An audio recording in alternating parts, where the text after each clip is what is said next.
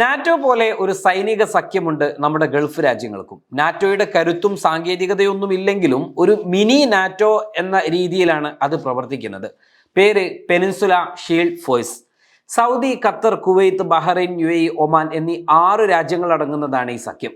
2011 Arabian വസന്തത്തിന്റെ അഥവാ മുല്ലപ്പൂ വിപ്ലവത്തിന്റെ പശ്ചാത്തലത്തിലുണ്ടായ പ്രതിഷേധത്തെ തുടർന്നാണ് ഇങ്ങനെയൊരു സഖ്യത്തിന് രൂപം കൊടുക്കാൻ ഗൾഫ് രാജ്യങ്ങൾ തീരുമാനിക്കുന്നത്. ഗൾഫ് സഹകരണ കൗൺസിലിന്റെ GCCയുടെ സംയുക്ത സൈനിക വിഭാഗം കൂടിയാണ് ഈ സേന. ഇതിന്റെ ആസ്ഥാനം സൗദി അറേബ്യയിലെ ഹഫർ അൽ ബാത്തിലാണ് സ്ഥിതി ചെയ്യുന്നത്. ഈ സേനയ്ക്ക് ചില പ്രത്യേകതകളുണ്ട്. അംഗരാജ്യങ്ങളിൽ ഏതെങ്കിലും ഒന്നിന് നേരെ ആക്രമണം ഉണ്ടായാൽ അത് എല്ലാ രാജ്യങ്ങൾക്കും നേരെയുള്ള ആക്രമണമായി കണക്കാക്കി ഈ സേന പ്രതികരിക്കും. ഇതൊരു സ്റ്റാൻഡിംഗ് ആർമി അല്ല. അതായത് എല്ലാ സൈനികരും എപ്പോഴും ഒരിടത്ത് ഉണ്ടായിക്കൊള്ളണമെന്നില്ല. ഓരോ രാജ്യവും അവരുടെ സൈന്യത്തിലെ ഒരു നിശ്ചിത ശതമാനം ആളുകളെ ഈ സംയുക്ത സേനയ്ക്കായി മാറ്റിവെച്ചിട്ടുണ്ടാകും. ആവശ്യം വരുമ്പോൾ അവർ ഒന്നിക്കും. അത്യാധുനിക മിസൈൽ പ്രതിരോധ സംവിധാനങ്ങൾ, വ്യോമസേന, കപ്പൽപ്പട എന്നിവ ഈ സേനയുടെ ഭാഗം തന്നെയാണ്. പക്ഷേ ഇത് വേറൊരർത്ഥത്തിലാണ് ഇതിലേക്ക് ഉൾക്കൊള്ളുക. നേരെ മറിച്ച് ഈ ഒരു സഖ്യത്തിന്റെ ഭാഗമായി ഇതുണ്ട് എന്നല്ല, ഈ സഖ്യത്തിലേക്ക് വന്നു ചേരുന്ന ഒരു രീതി ഇതിനുണ്ട്. അത് പിന്നീട് വൈകാതെ ഇതിന് പിറകിൽ നമ്മൾ പറയുന്നുണ്ട്. പ്രത്യേകിച്ച് ഡ്രോൺ ആക്രമണങ്ങളെയും മിസൈലുകളെയും നേരിടാൻ ഇവർക്ക് പ്രത്യേക പരിശീലനമൊക്കെ നൽകുന്നുണ്ട്. അറബ് രാജ്യങ്ങൾക്ക് നേരെ വരുന്ന ഭീഷണിയെ പ്രതിരോധിക്കുക എന്നതാണ് ഈ സഖ്യത്തിന്റെ പ്രധാന ദൗത്യം. പ്രത്യേകിച്ച് ഇറാൻ ഉൾപ്പെടെയുള്ള രാജ്യങ്ങളിൽ നിന്നുള്ള ഭീഷണിയെ ചെറുക്കാൻ രൂപീകരിച്ചതാണ് എന്ന് തന്നെ പറയാം. മാത്രവുമല്ല, അംഗരാജ്യങ്ങളിലെ ഭരണകൂടങ്ങൾക്ക് ഭീഷണിയാകുന്ന ആഭ്യന്തര കലാപങ്ങൾ അടിച്ചമർത്താനും ഇവർ സഹായിക്കാറുണ്ട്. അതിനുദാഹരണമാണ് 2011 ബഹ്റൈനിൽ പൊട്ടിപ്പുറപ്പെട്ട പ്രതിഷേധങ്ങൾ. ഈ പ്രതിഷേധങ്ങൾക്കിടെ ഈ സേനയെ വിന്യസിച്ചിരുന്നു. ബഹ്റൈൻ സർക്കാരിനെതിരെ ജനകീയ പ്രതിഷേധങ്ങൾ ശക്തമായപ്പോൾ ആഭ്യന്തര സുരക്ഷ നിലനിർത്തുന്നതിനും തന്ത്രപരമായ ഇടങ്ങൾ സംരക്ഷിക്കുന്നതിനുമാണ് ബഹ്റൈൻ രാജാവ് GCC രാജ്യങ്ങളുടെ സഹായം അന്ന് തേടിയത്. ഇതേ തുടർന്ന് സൗദി അറേബ്യ, UAE എന്നിവിടങ്ങളിൽ നിന്നുള്ള സൈനികർ അന്ന് ബഹ്റൈനിലെത്തിയത് നമ്മൾ അറിഞ്ഞതാണ്. ഏറ്റവും ഒടുവിൽ ബഹ്റൈനിൽ നിലവിലെ സാഹചര്യത്തിൽ ഇപ്പോൾ ഇറാനും അമേരിക്കയും തമ്മിലുള്ള സംഘർഷം നടന്നുകൊണ്ടിരിക്കെ അമേരിക്കയുടെ സൈനിക താവളം ലക്ഷ്യം വെച്ചുകൊണ്ട് ഇറാൻ നിരവധിയായ തവണയാണ് ബഹ്റൈൻ അമേരിക്കൻ ആസ്ഥാനങ്ങൾ ആക്രമിക്കുന്നതും സിവിലിയൻ കേന്ദ്രങ്ങളൊക്കെ ആക്രമിക്കുന്നത്. ഇത്തരമൊരു സാഹചര്യത്തിൽ ഷിയ വിഭാഗം നടത്തുന്ന പ്രതിഷേധങ്ങളെ പ്രതിരോധിക്കാനും ഈ സൈന്യം സജീവമായിട്ട് തന്നെ രംഗത്തുണ്ട്. നിലവിൽ 2026 കണക്കനുസരിച്ച് ഈ സേനയുടെ പ്രവർത്തനം കൂടുതൽ ആധുനികവൽക്കരിക്കപ്പെട്ടിട്ടുണ്ട്. ഈ വർഷം ജനുവരിയിൽ സൗദി അറേബ്യയിൽ നടന്ന ഗൾഫ് ഷീൽഡ് 26 എന്ന സൈനികാഭ്യാസത്തിൽ ബഹ്റൈൻ ഉൾപ്പെടെയുള്ള GCC രാജ്യങ്ങൾ പങ്കെടുത്തിരുന്നു. പെനിൻസുല ഷീൽഡ് ഫോഴ്സ് ഇപ്പോൾ ഒരു സംയുക്ത സൈനിക കമാൻഡിൻ അഥവാ യൂണിഫൈഡ് മിലിറ്ററി കമാൻഡിന് കീഴിലാണ് പ്രവർത്തിക്കുന്നത്. പ്രാദേശികമായ വെല്ലുവിളികൾ നേരിടാൻ ഇവരുടെ ഏകോപനം ശക്തമാക്കിയിട്ടുണ്ട്. ആധുനിക സാങ്കേതിക വിദ്യകൾ, പ്രതിരോധ സംവിധാനങ്ങൾ എല്ലാം ഈ സൈന്യത്തിലുണ്ട്. മേഖലയിലെ സംഘർഷാവസ്ഥ പരിഗണിച്ച് വ്യോമ പ്രതിരോധ സംവിധാനങ്ങൾ, എയർ ഡിഫൻസ് കൂടുതൽ കരുത്തുറ്റതാക്കാൻ ഈ സൈനിക സംയുക്ത സേനയ്ക്ക് സാധിച്ചിട്ടുണ്ട്. ഇപ്പോൾ ഗൾഫ് രാജ്യങ്ങൾ തമ്മിലുള്ള സൈനിക ഏകോപനം വളരെ ശക്തമാണ്. പ്രത്യേകിച്ച് സൈബർ സുരക്ഷയിലും ഡ്രോൺ സാങ്കേതിക വിദ്യയിലും പെനിൻസുല ഷീൽഡ് ഫോഴ്സ് വലിയ മാറ്റങ്ങൾ കൊണ്ടുവന്നിട്ടുണ്ട്. പെനിൻസുല ഷീൽഡ് ഫോഴ്സിലേക്ക് ഏറ്റവും കൂടുതൽ സൈനികരെയും സാമ്പത്തിക സഹായവും നൽകുന്ന രാജ്യം സൗദിയാണ്. ഈ സംഘടനയുടെ, ഈ സംയുക്ത സേനയുടെ ഏകദേശം 60 മുതൽ 70% വരെ സൈനികരും സൗദി അറേബ്യയിൽ നിന്നുള്ളവരാണ്. സേനയുടെ ആസ്ഥാനം സൗദിയിലെ ഹഫർ അൽ ബാത്തിനിൽ സ്ഥിതി ചെയ്യുന്നത് കൊണ്ട് തന്നെ അതിൻ്റെ മേധാവിത്വവും സൗദിക്ക് തന്നെയാണ്. GCC രാജ്യങ്ങളിൽ ഏറ്റവും വലിയ സാമ്പത്തിക ശക്തി എന്ന നിലയിൽ ഈ സേനയുടെ ആധുനികവൽക്കരണത്തിനും ആയുധങ്ങൾ വാങ്ങുന്നതിനും വലിയൊരു തുക ചെലവഴിക്കുന്നതും സൗദി തന്നെ. സേനയുടെ കമാൻഡർ ഇൻ ചീഫ് സാധാരണയായി ഒരു സൗദി ജനറൽ ആയിരിക്കും.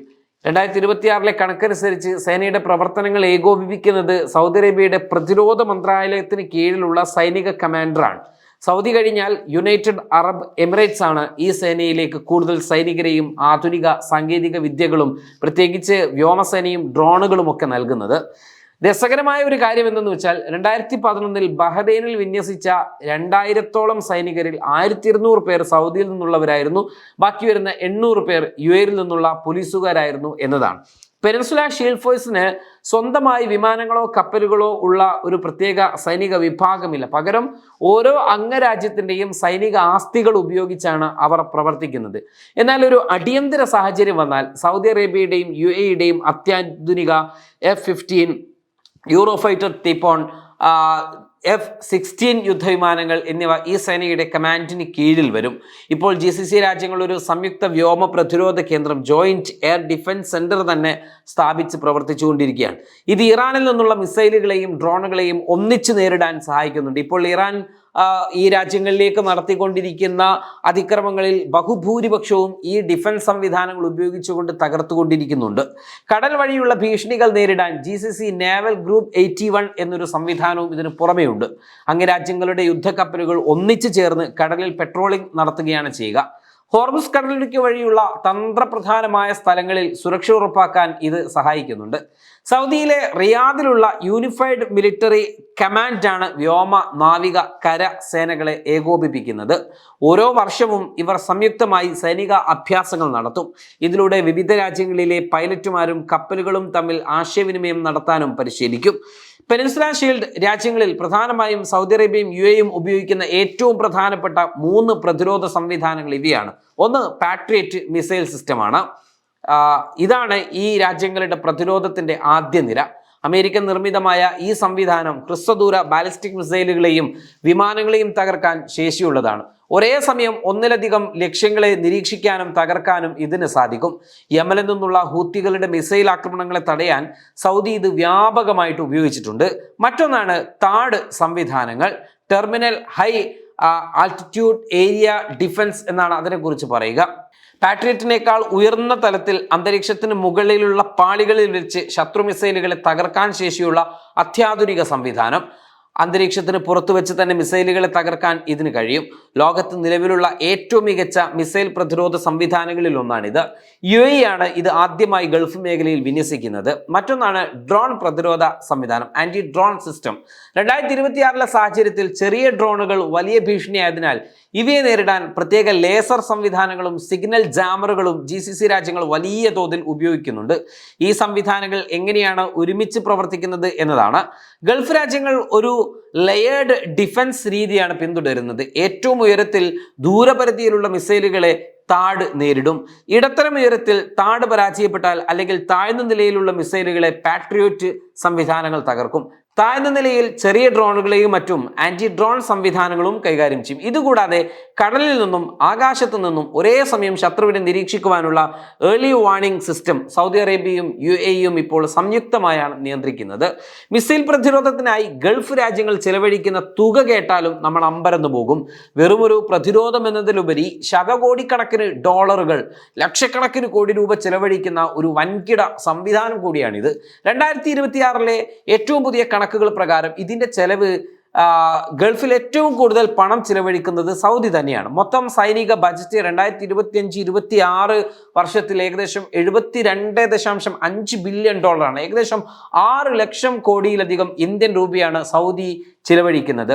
താഡ് മിസൈൽ കരാർ 7 താഡ് ബാറ്ററികൾക്കായി മാത്രം സൗദി ഏകദേശം $15 ബില്യൺ അഥവാ 1.25 ലക്ഷം കോടി രൂപ കരാറിൽ ഏർപ്പെട്ടിട്ടുണ്ട്. ഇതിൽ ആദ്യ ഘട്ടം 2025 പ്രവർത്തന സജ്ജമായിട്ട്. പാട്രിയോട്ട് മിസൈലുകൾ ഓരോ തവണ മിസൈലുകൾ പുതുക്കുമ്പോഴും ഏകദേശം $3 ബില്യൺ 25,000 കോടി ഇന്ത്യൻ രൂപ വരെ അധികമായി ചെലവാക്കും.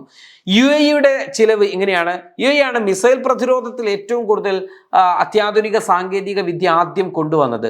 താഡ് ആൻഡ് പാട്രിയോട്ട് ഈ സംവിധാനങ്ങൾ വാങ്ങാനും അവ പരിപാലിക്കുന്നതിനുമായി UAE ഇതിനോടകം $5.6 ബില്യൺ അഥവാ 46,000 കോടി രൂപ ചെലവഴിച്ചിട്ടുണ്ട്. ഒരു മിസൈലിന്റെ വില കേൾക്കുമ്പോഴാണ് നമ്മൾ ഇതിനെ എത്രമാത്രം ഈ രാജ്യങ്ങൾ ഇതിനെയൊക്കെ ആവശ്യമായി നിലനിർത്തുന്നത്, എന്തുകൊണ്ട് എന്നും എത്ര ഒക്കെ ഇതിന് ചെലവഴിക്കുന്നു എന്നും നമ്മൾ അതിശയപ്പെടുത്തും. ശത്രുവിന്റെ ഒരു മിസൈലിനെ വെടിവെച്ചിടാൻ ഉപയോഗിക്കുന്ന ഒരു മിസൈലിന് തന്നെ കോടികളാണ് വില. ഒരു പാട്രിയോട്ട് മിസൈൽ ഏകദേശം PAC-3 ഏകദേശം $4 മില്യൺ അഥവാ 33 കോടി രൂപ ഒരു മിസൈലിനെ നേരിടുവാനുള്ള ഒരു മിസൈലിനുണ്ട് എന്നാണ് പറയപ്പെടുന്നത്. ഒരു താഡ് ഇന്റർസെപ്റ്റർ അഥവാ ഏകദേശം 12 മുതൽ 13 മില്യൺ അഥവാ 100 കോടിയിലധികം രൂപ. ഒരു പ്രധാന കാര്യം, ഒരു മിസൈൽ ആക്രമണം ഉണ്ടായാൽ ഒന്നിന് പകരം 2 മിസൈലുകൾ വിക്ഷേപിച്ചാണ് അത് തടയാൻ ശ്രമിക്കുക.